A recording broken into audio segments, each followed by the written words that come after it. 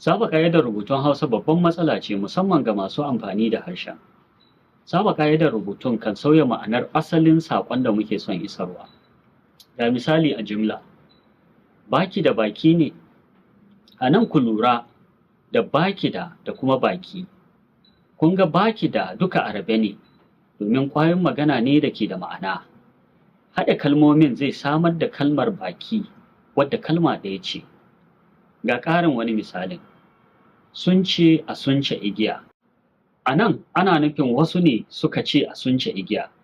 Don haka sunce kalmomi ne biyu, wakilin suna da kalmar da ke nuna aiki.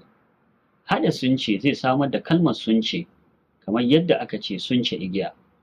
Ga wani misalin, kabata kaba. Nan ma ku lura da kabata, kalmomi ne masu gaba ɗaya, kuma duka suna da hurumi a ƙa'idar nahawu. Kaba kuma kalma ɗaya ce. Raba kalmar zai iya sauya ma'ana ko asalin saƙon da ake son isarwa tare da ruɗar da mai karatu. Da fatan waɗannan misalan za su taimaka mu gyara rubutunmu na Hausa.